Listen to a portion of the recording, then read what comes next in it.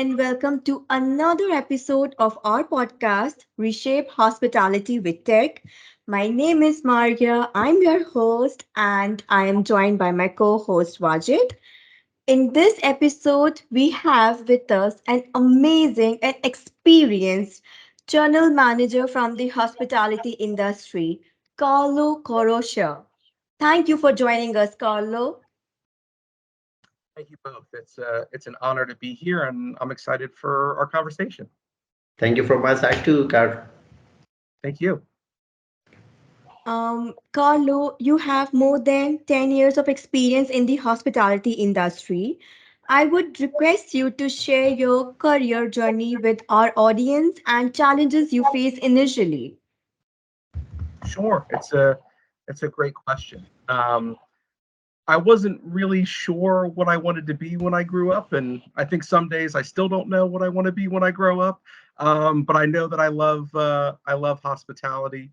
When I was in college, I was still very much figuring out what I wanted my career path to look like, and I was very fortunate to get a job working at the front desk back home in Atlantic City, New Jersey, at one of the casino hotels there during summer break.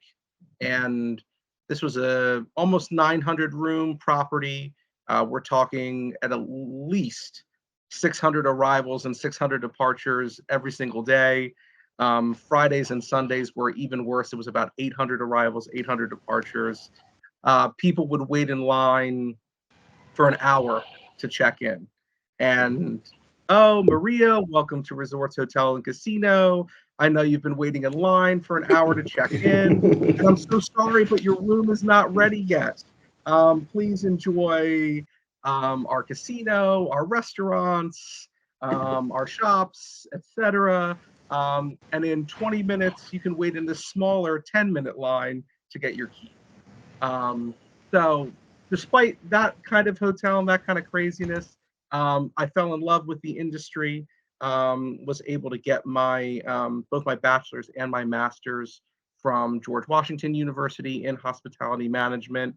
And from there, I started my career at Mandarin Oriental.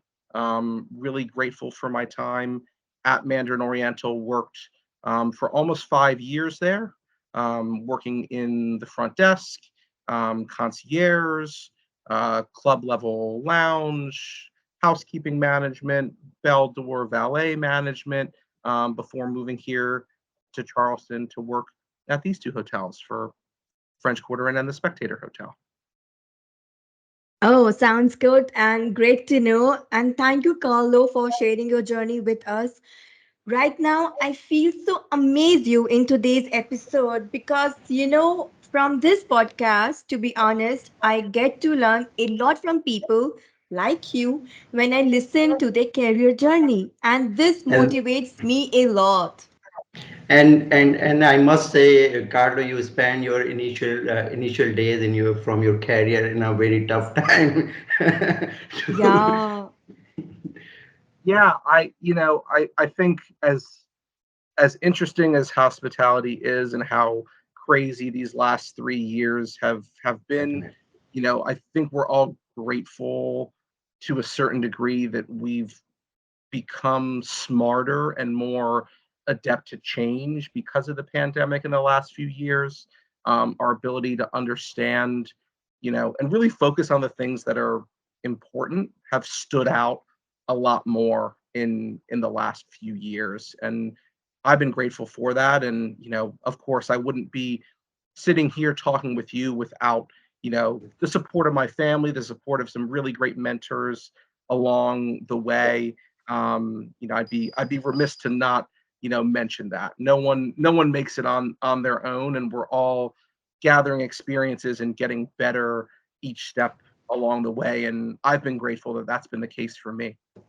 Indeed, I completely agree. Like, COVID comes up with some challenges and, give us some more advancement as well as some, new opportunities. COVID open opportunities, doors as well as, and give us so, give us to some, unique kind of experience to enjoy our life in our professional life as well as our obviously personal life. I completely agree with you, Carlo. Carlo, tell us about Charlestown hotels. Like how many independent hotels are managed by Charlestown Hotels, and what type of guest services you guys are offering to attract new guests in your properties? Yeah, it's a really great question, and um, obviously I still work for Charlestown Hotel, so I'm going to say nice things about them. But all joking aside, I very much enjoy this company. I wouldn't have stayed with Charlestown for nearly 6 years if this wasn't a great team to work for. Charlestown Hotels, which is the management company for the two hotels that I oversee, which is French Quarter and then the Spectator Hotel here in downtown Charleston, South Carolina.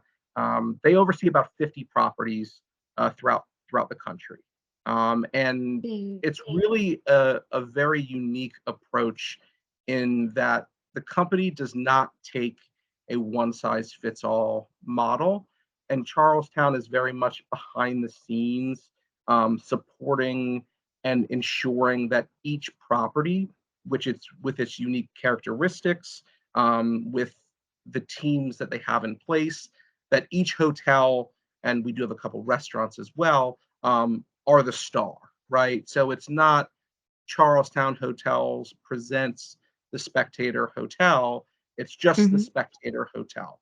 And Charlestown is working on the back end. I think one of the ways that Charlestown has been very successful is that, as I mentioned, they're focusing on the individual properties, and they're also determining what are things that need to be uniform throughout the portfolio to have efficiencies and economies of scale, but also saying what works for one property in Charleston, South Carolina, may not work for a property in St. Augustine, Florida, or may not work for properties in Chicago, Illinois. And that ability to have um, that level of flexibility, as well as a really Mm-hmm. strong corporate support for accounting and revenue management and marketing, really helps support the properties. Um, you know, a lot of times there are corporate entities where you have to get 9 or 10 people to approve your menu change for a seasonal Mm-hmm. food menu. And then it's a little bit of an exaggeration, but by the time that you get that menu approved, it's already the new season and you have to do it again, right?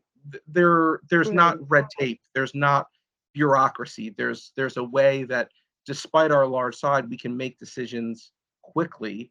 And in my mind, that helps make for a better and more authentic guest experience, and certainly helps the bottom line as well. I personally feel you can disagree with me too. Hotels are trying their best to attract new guests by offering packages and implementing technology. And I feel there are certain type of guests who want to choose secured and advanced technology while staying at the hotel, right? Is it so? I would say so. I think our industry now, it's certainly a cliched term, but this idea of high tech with high touch is very much important to guests Oh. these days. Mm, Definitely on the luxury and on the higher end segment of hotels and hospitality, but really throughout the industry. So mhm. I think to your point, Maria, how do you showcase technology if you're being compared to 4 or 5 or 8 other hotels Mm, simply through an yeah. online search engine? It can be harder to stand out, at least from a technology standpoint, for that. So how do you showcase that?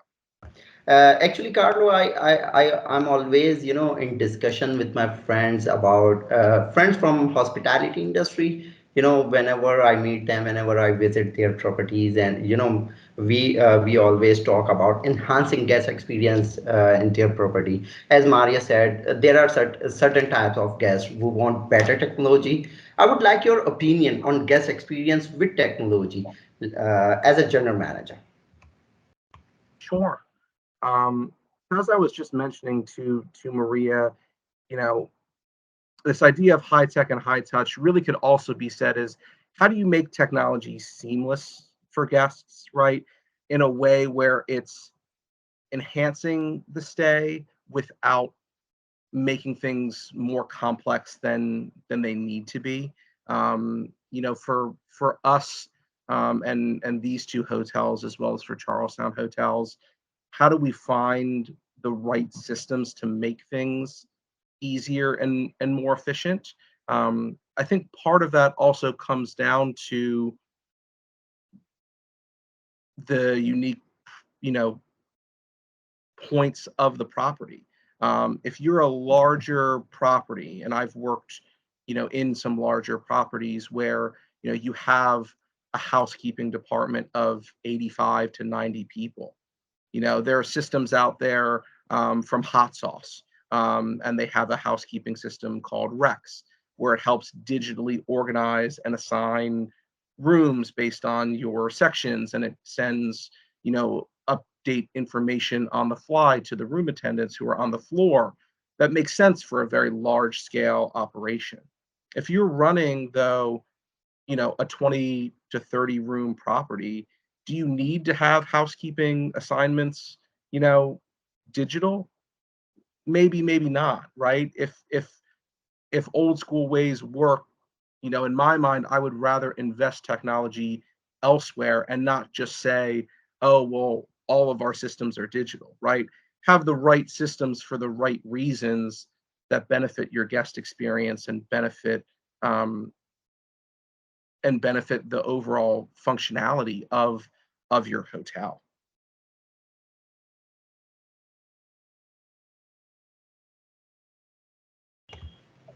Great. Thank you. I think, and do you think does technology help hotel staff to reduce their workload? It it absolutely does. I don't think anybody wants to go back to the days where we had physical keys to let people in Yeah, guest room. I think we're all very happy the with example you RFID shared keys. Um, initially. if that's any example, that's definitely the best one. Um, I think as we transition more um, into more modern times and as this industry will evolve, it's definitely going to be a balance. I think for us, how do we look at, you know making technology take away certain points of team members' jobs that are, quite frankly, boring or mundane or take just too long, that we could have technology either automate that or provide better reporting or data so that something that takes 45 minutes now can take 15 minutes later on in the future. And with that additional 30 minutes, that's time that we could be focusing on guests. That's time that we could be, focusing on other ways to make business better. Um, Artificial intelligence, chat bots, those kind of things are definitely on the rise in hospitality. I think there's, some potential for that. But once again, that's a fine line. People want to interact with people. I think if anything from the last 3 years has shown us is that, while all these technology advancements are great, and obviously you both are not right here with me, we're enjoying the benefit of chatting thousands of miles away through digital video calls, right? Yeah, But at the end of the day, we are social creatures as human beings. We crave definitely. human connection, and we want it to be genuine.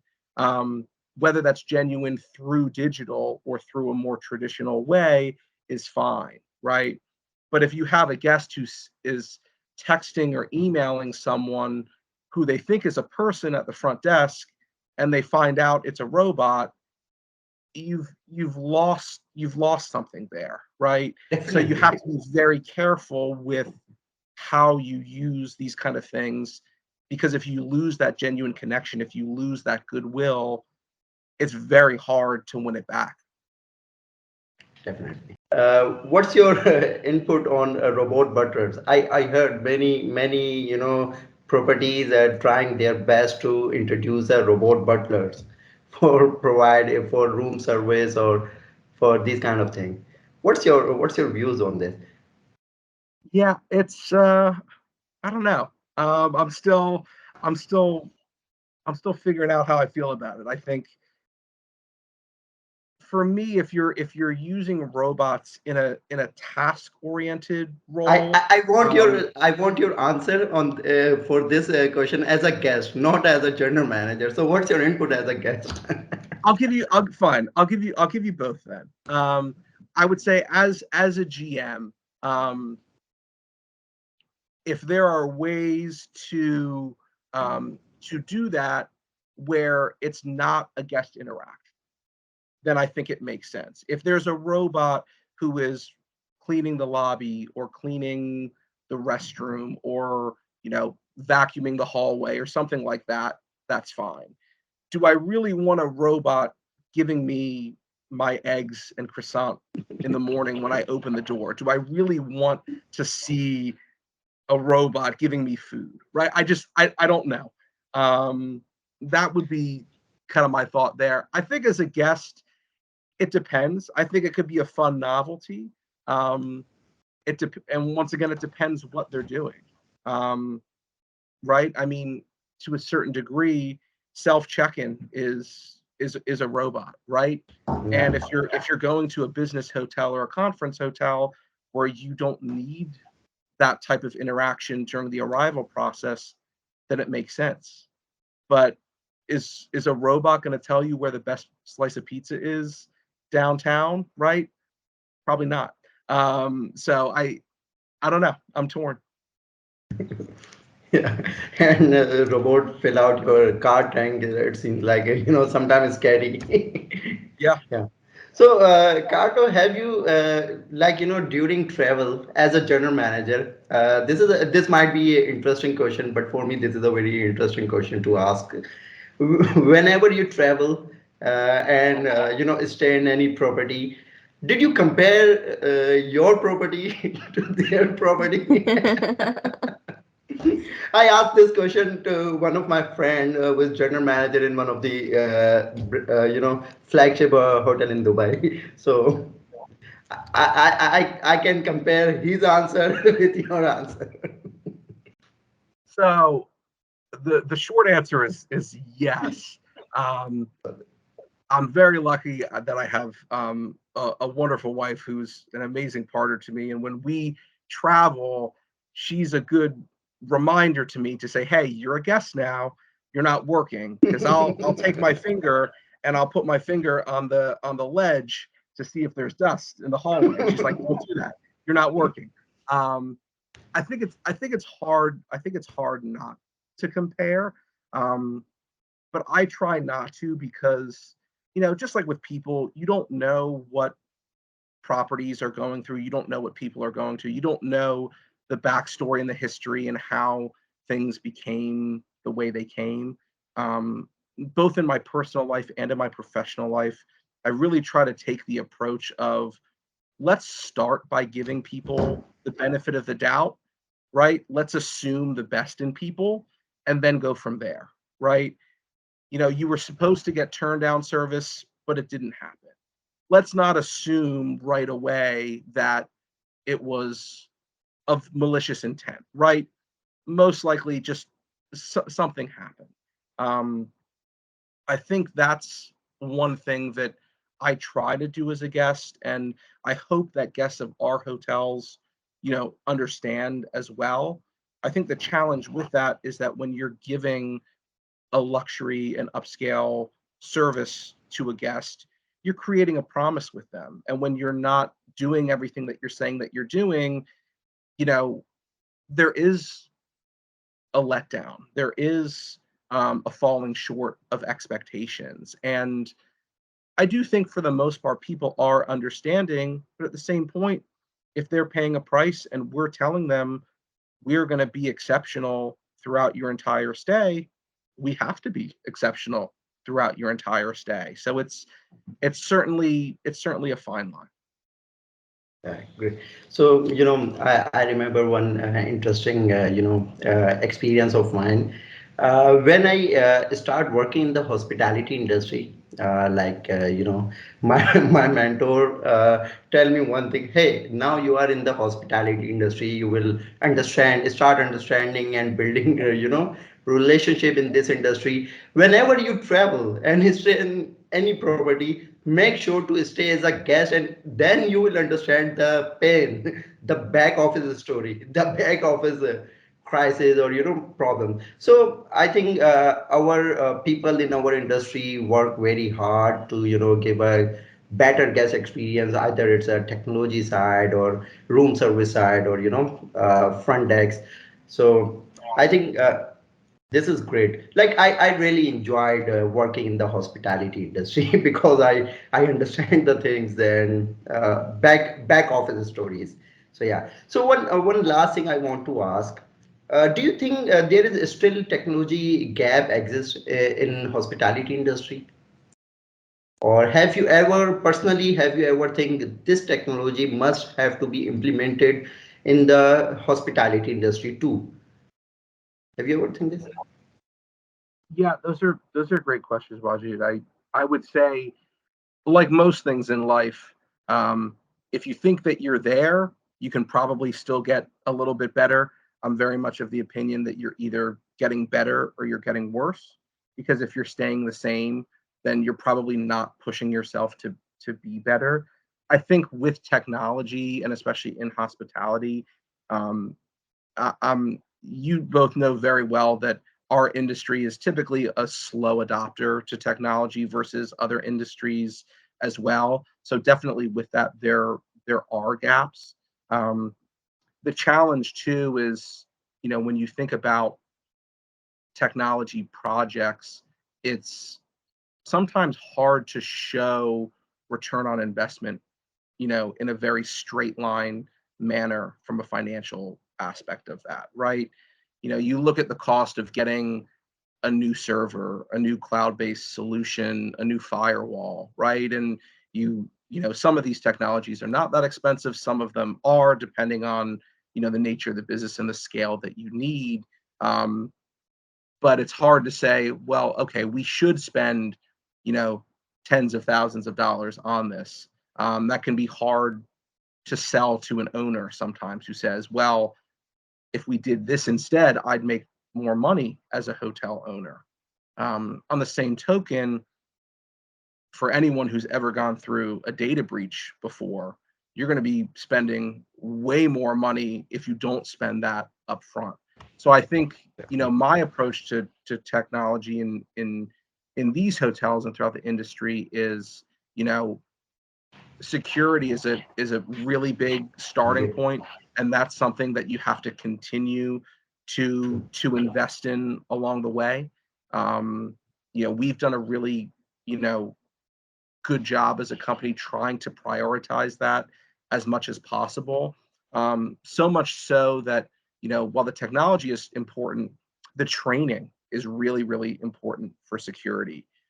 We partner with a third party company that does simulating phishing attacks on the hotel Oh. by email or by phone. They'll pretend to be a bad actor, a hacker, trying to get information from us, trying to get us to click on links and things. And we get reports each time it happens. And then we use that, with some video training and some on site training for all of our team members to make sure that we're on high alert for that. So um, those are certainly some big things that we try to focus on in terms of data security.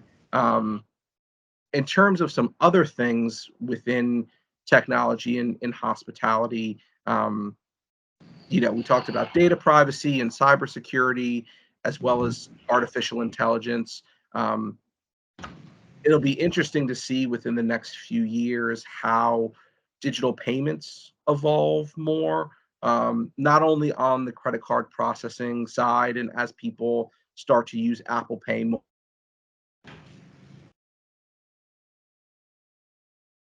What do gratuities look like in the future. There are some companies out there that are working for a digital and e-tip platform.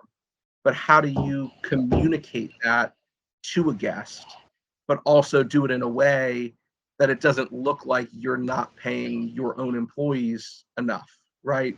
If you're putting out gratuities, hey, tip for this, tip for that, tip for that, you're losing some of that connection with the guests as well. But you also want to make it easier for people to give gratuities, knowing that people are keeping cash on them less than they ever did before. Definitely. This is a very, detailed answer, and I completely agree with you. Like hospitality industry, I personally think, like, you can disagree with me too. I personally think hospitality industry is very sensitive industry on a technology side. One mistake can, create a big mess up for the property owner and for the staff. And definitely security training is very important for employees, for managers, and I personally believe, especially for front desk security training is very important for them. I think we discuss a lot about the technology. Maria want to ask some special question related to the conferences. Maria, please go ahead. Thank you, Carlo, for the detailed answer. Absolutely. Thank you. Do you think attending hospitality events is beneficial for hoteliers in terms of growing business? What's your input on this?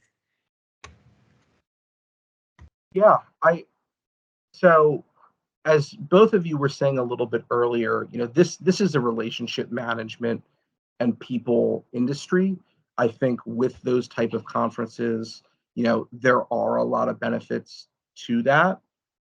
A lot of it, in my opinion, would depend on what your goals are, right? If you're going to a very large conference for, there's going to be 5 to 10,000 people there, a mix of presenters and Yeah. guests and exhibitors, and you're a Mm-hmm. small hotel, it's going to be hard for you to stand out and really connect in that type of environment. So I don't want to say that it doesn't have value, but I think it depends on what your goals are. And it depends on, you know, there's a lot of conferences that are very affordable.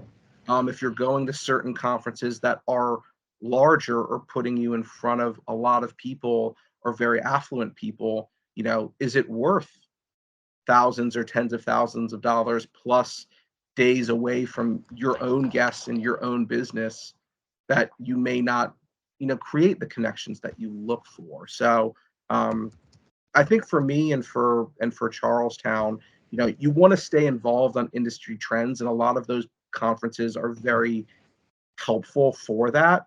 But you can't say yes to every conference because then you're never going to make your guest experience better. You're never going to be focused enough on that. You'll get too diluted with that. So for me, that's the big thing is what are those meetings, events, networking on the local level, the regional level, and then the national level that align with your goals as a business and as a professional.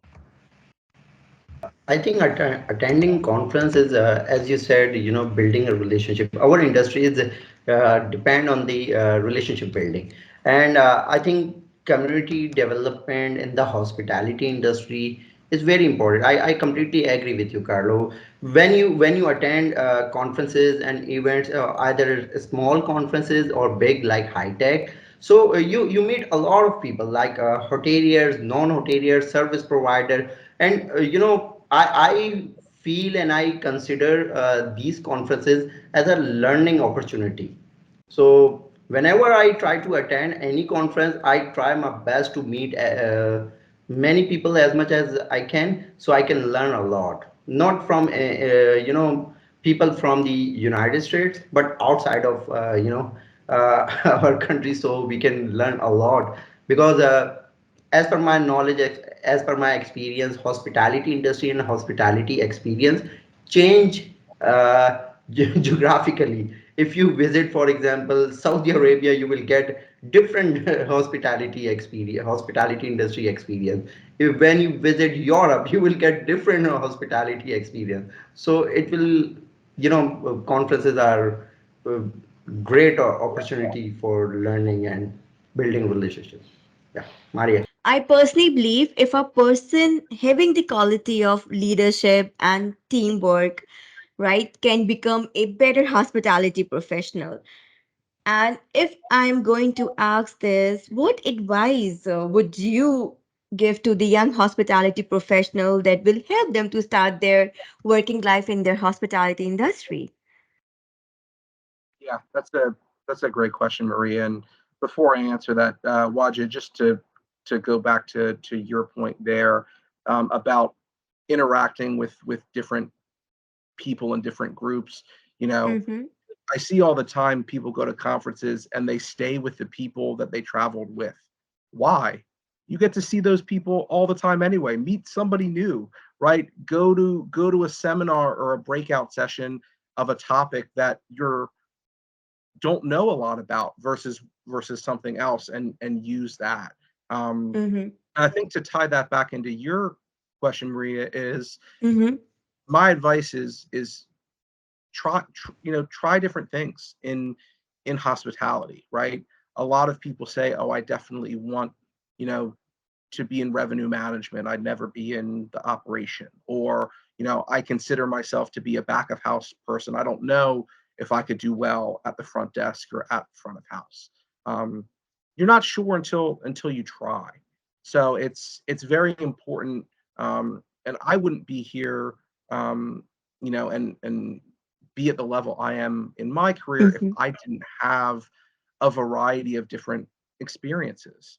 Um, I did not know anything about housekeeping when I started in hotels. I mean, very little. I knew that they cleaned the rooms and they made the beds, Mm-hmm. and you know, That's it. at a certain point, they would call the front desk, or um, they would mark in the system that the room was clean or inspected, depending on what terminology you use, and it was good for guest use.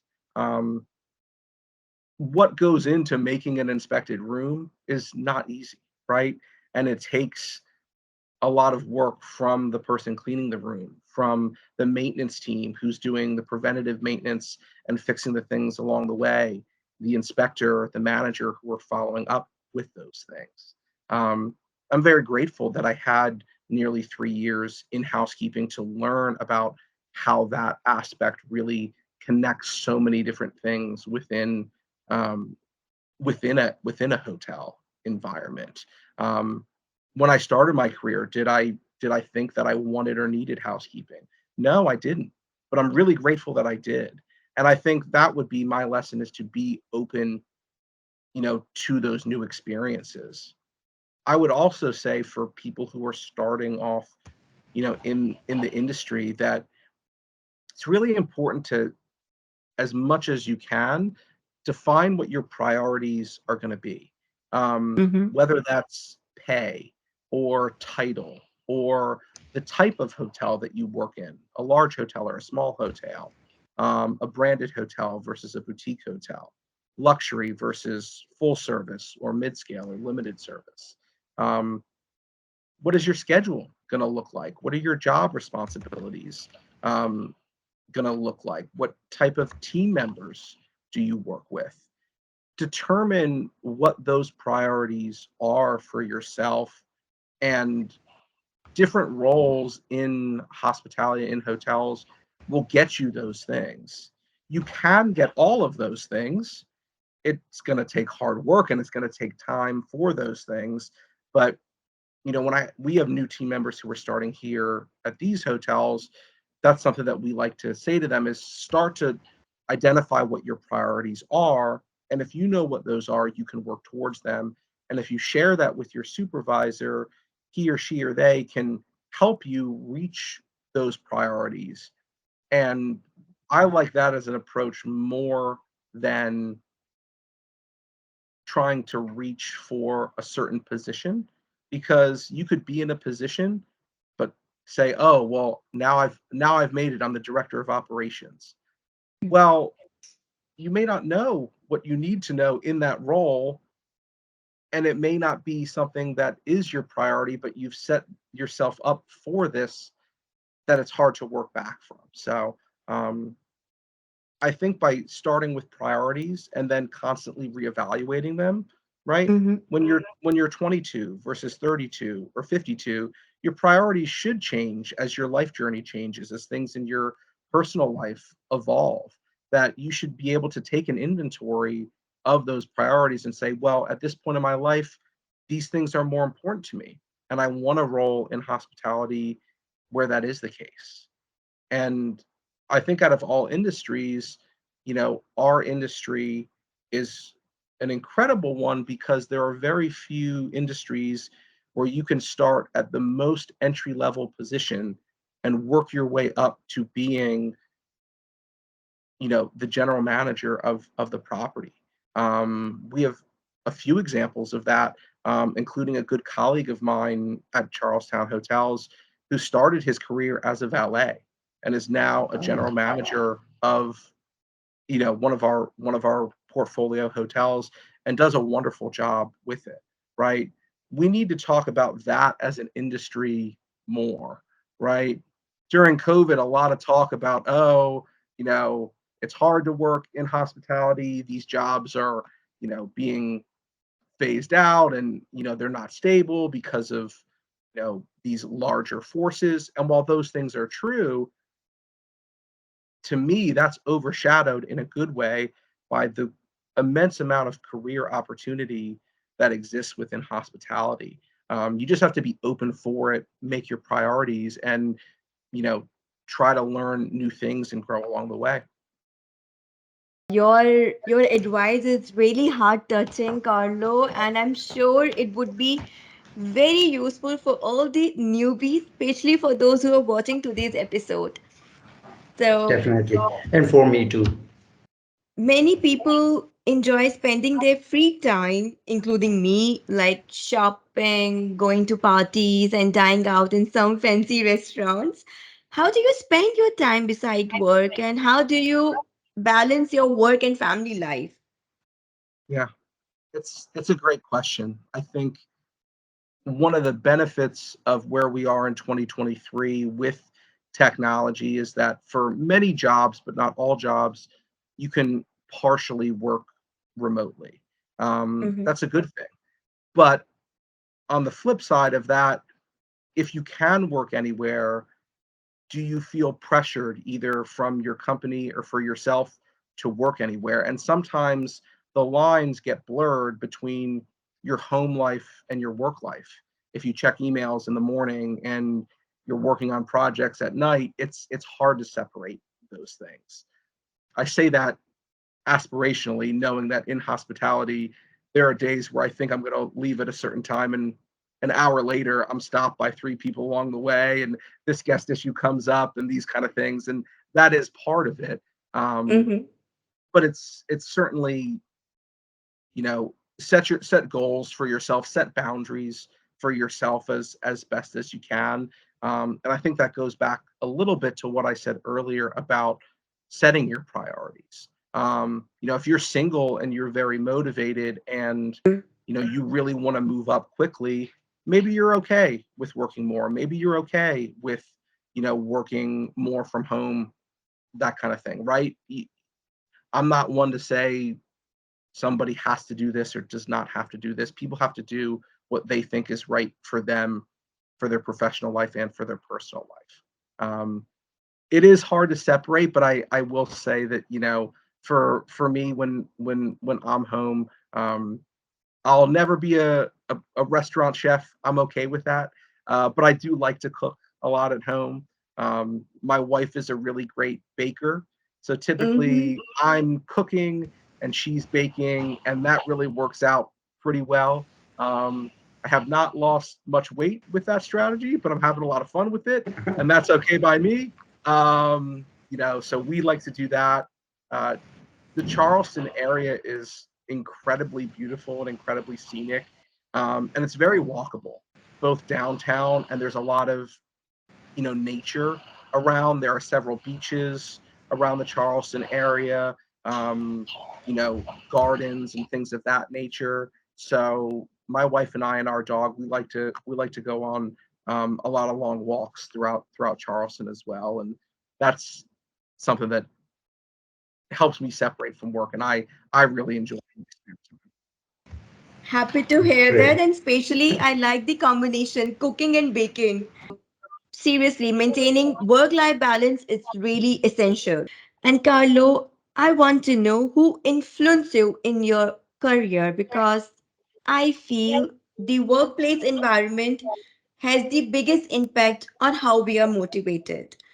Can you share with us about influencers who encourage you to achieve your goals at your workplace in building your professional journey?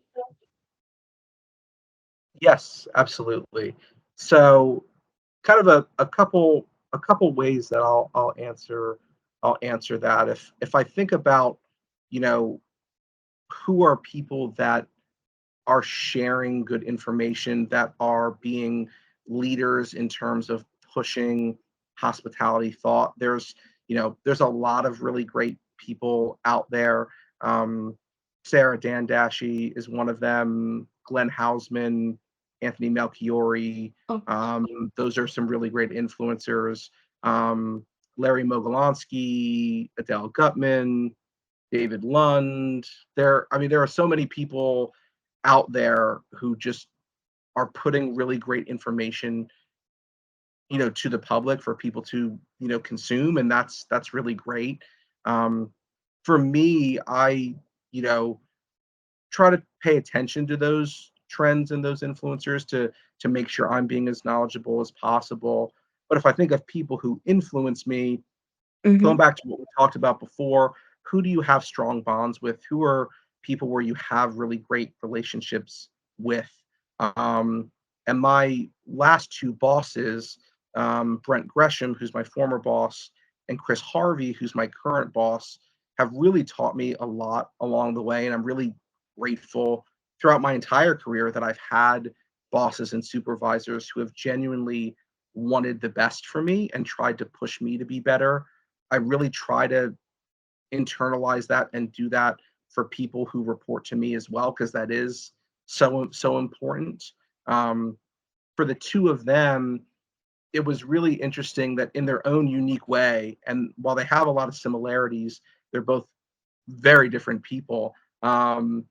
They really focused on how do you have this balance of being attentive to the details, but also not losing sight of the big picture as well.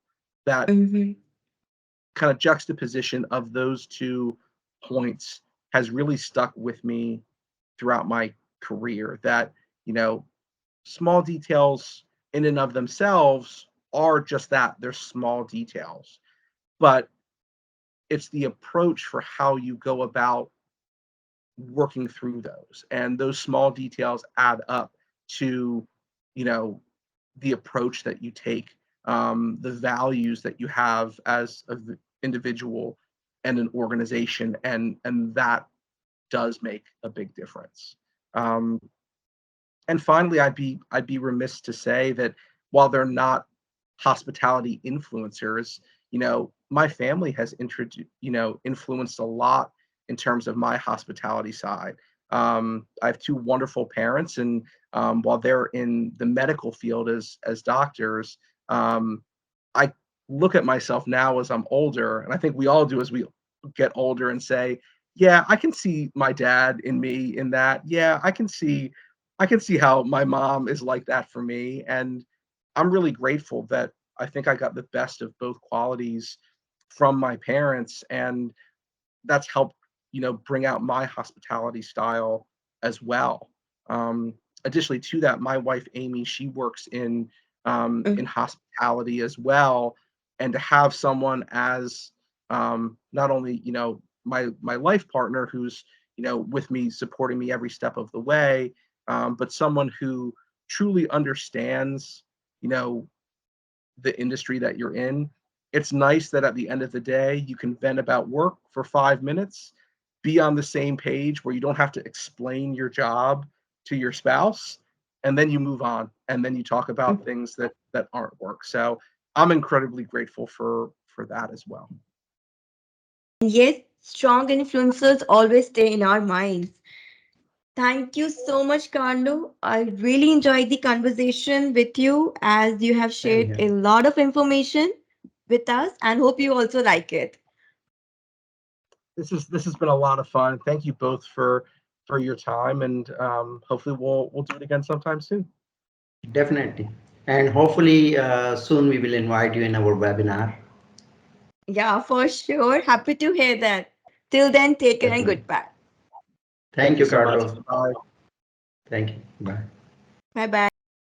Thank you for watching us. I hope you liked today's episode. See you with another guest. Till then, take care and goodbye.